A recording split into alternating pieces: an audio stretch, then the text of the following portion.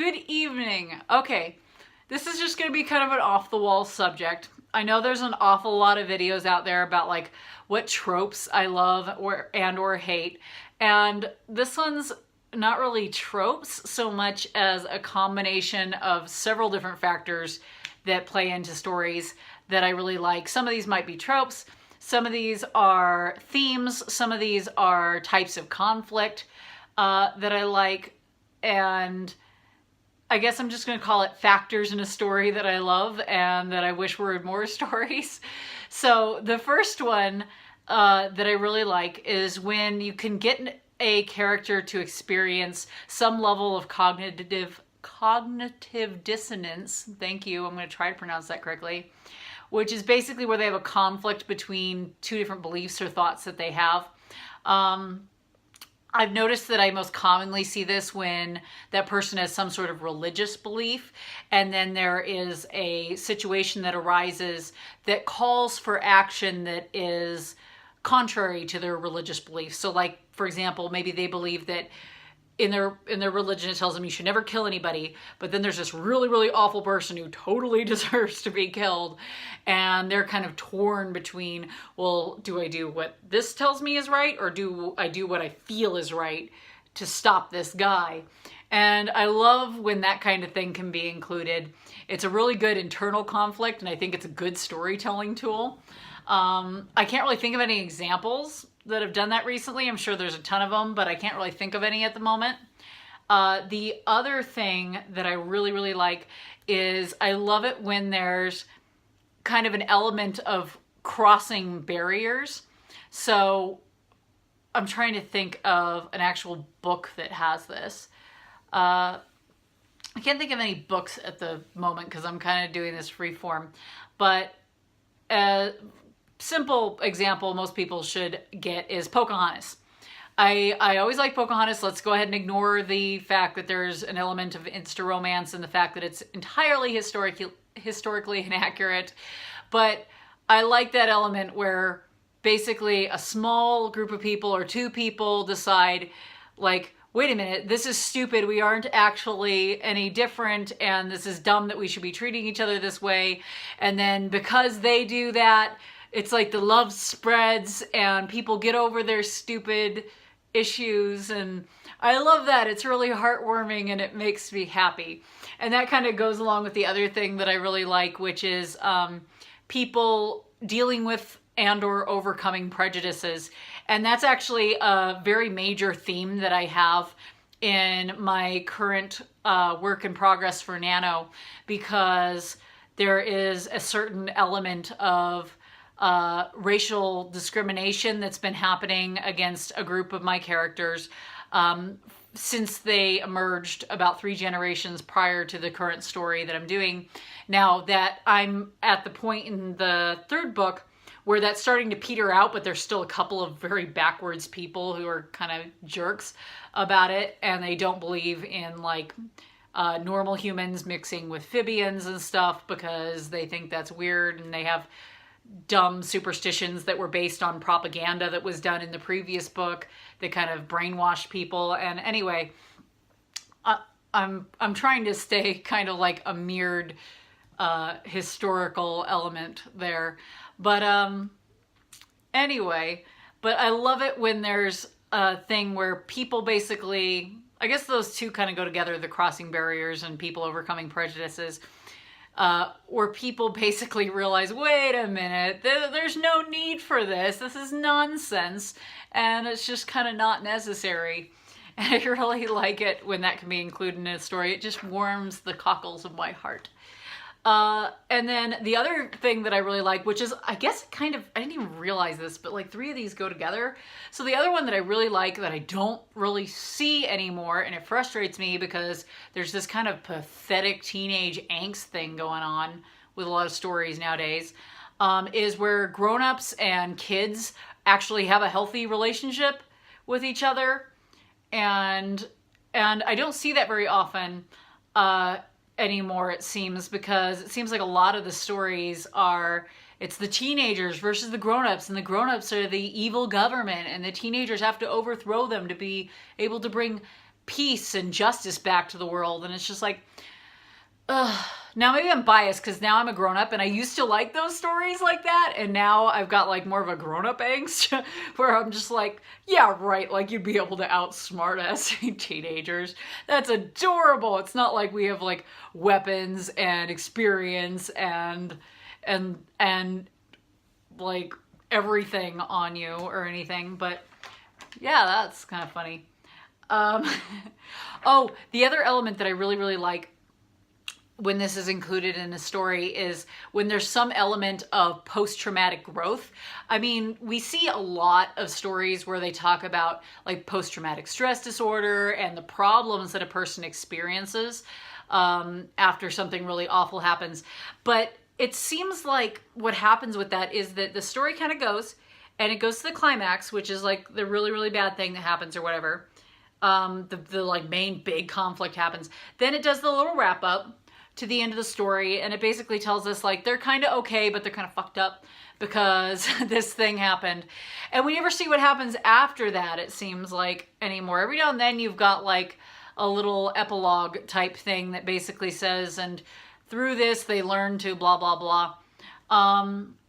But I really like when there's some element of not only just showing how they got screwed up by an incident, but how they learn to adapt after getting screwed up by that, and learn to grow afterwards and heal from that kind of thing.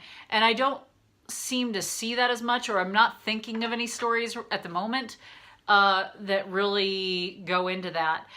The other thing that I really enjoy, and this is more of a overall like story technique, I guess it would be, is either covert retellings or mirrored retellings. And what I mean by that, because I'm kind of coining the term covert retellings, I haven't found it anywhere online, but something I would define as a covert retelling is, for example, The Lion King.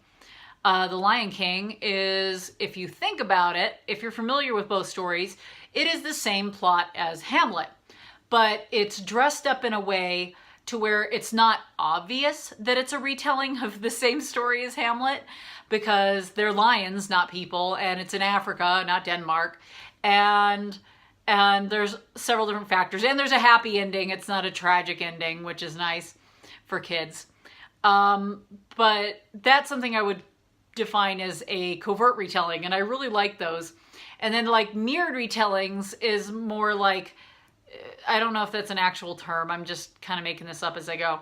But a mirrored retelling is more like where you've got the same story basically, but you're switching either whose perspective it's in, or you're switching who's the good guy and who's the bad guy. So example of that would be like, I'm going to try to say this correctly because I screw up the name every time. Maleficent. There we go. Maleficent would be an example of that, where they cast her as the good guy, not the bad guy, and the people in the castle, the king and queen, as the bad guys, kind of. There's also another, I hope I don't ruin this for you. Okay, spoiler warning, if you haven't seen Black Panther yet, which I don't know what's wrong with you, but somebody tried to ruin Black Panther for me by pointing out that it is essentially The Lion King being retold if Scar was the good guy and Simba was the bad guy. And I was like, it is, isn't it? Well, I don't care, because Lion King was one of my favorite movies growing up anyway, so that doesn't change anything for me. I still loved that movie like so much. So forget them. They were trying to ruin it for me and they lost. But that's almost like an example of a mirrored and covert retelling together of something else. Although I don't think that was intentional, so it probably doesn't count. The other thing that I really, really like, and I don't see this very much anymore because grimdark has decided to take over the planet. And I'm so sick of grimdark. I'm sorry, but I am. It's like I read books and watch movies to escape from the crappy world. I don't want to see more of the crappy world following Murphy's Law like nobody's business. But I really like it when they portray evil people as being like the smallest group of people. Like, I hate when there's like a movie and there's this one like really bad guy, and he's got like an army of evil henchmen. And of course they're not an army of evil henchmen. They're like, we're just following this guy. We hate that we're following this guy, but we have to because he's scaring us and he's threatening to kill our families. Like, that I could see like manipulating that many people into doing something because it's out of fear. It's not that they're all actually as sadistic as the guy in charge. But that's not how they portray it anymore. They always portray it as all these henchmen are like, oh goody, I get to be as evil as the guy who is commanding me. And it's just like, really? Somehow I don't find it believable that there's that many evil people that are willing to fall in line with this guy and just happily do his bidding. But I don't see a lot of that being portrayed as the basically unnatural for people to be evil. It's stories nowadays seem to swing towards the, oh, well, clearly like evil is like the natural course of things and good people are like the weird anomaly. And I really think it's the other way around. So it's strange when I see it portrayed as that's the norm for people in media nowadays a lot. I get why it's good for like conflict and it's like makes for a scary situation, but it just kind of strikes me as, well, of course. But anyway, last one, and this one is probably my favorite. And this one's kind of like a two-parter one because there's kind of like two sides of this. The one side of this one, which I guess this would kind of be a trope because I see it an awful lot. In fact, I could give you several examples of this, is when a side character who is pretty much like really good, or they weren't really good, but they're starting to turn to the side of good. And then right as you start to get connected to them, the bad guy does something evil and like kills them. And then you get really sad about their death.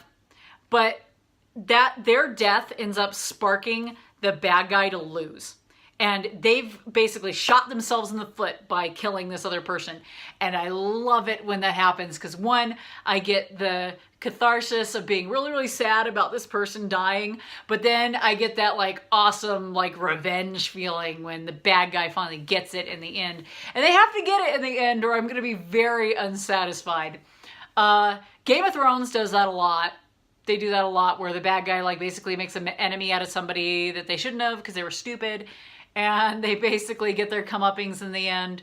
Probably most notably is Ramsay, because he ends up as dog food. Sorry, should have given you a spoiler warning there. Too late. But he deserved it, and we all know it. Nobody likes Ramsay. But another example of this, and this is probably my favorite example, because this is one less where we get the idea of the revenge, and more where we get the being really sad about the character who dies. Anybody who's read Atlas Shrugged, there's this scene where there's this kind of younger guy who's been working for Reardon, but he's basically a spy that's been planted there. And Reardon knows it, and the kid knows it, and stuff. And the kid starts coming around to basically the more moral way of thinking. And he, this is going to be a big spoiler if you were ever planning on reading this book, but I cry every time in this scene, like big sobbing, sad cries. This kid's named Tony, and there's this scene where Reardon is driving because he suspects something's going on at his mills because people were acting weird who typically would try to manipulate him. Anyway, he's driving to his mills and he sees that they're on fire and there's people attacking his mills, so he turns his car around to get away from there. And as he does, his headlights cross across somebody on the side of the road, and he pulls over and he goes to see who it is, and it's this kid, and he's been shot in the back. And it's this kid that was supposed to be working for the bad guys, but basically when they told him what their plan was, sorry, I'm getting like teary just thinking about it, and I'm getting like weird shivers. When they told him what their plan was and tried to get him to do something to help them, he told them to go saw it off and tried to leave, and they chased him down and shot him.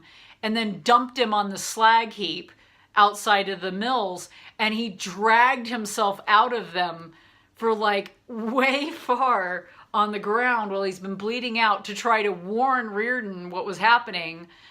And there's this really heartfelt speech between them. Sorry, I'm gonna try to like keep it together. If you ever want an example of like a death scene that's like so heart-wrenchingly awful, that's a really, really good one. But basically, there's this really heartfelt conversation between them, and Reardon's like picking him up and tries to take him to the hospital, and he, sorry, spoilers, but he doesn't make it. And it's just like so sad, that scene.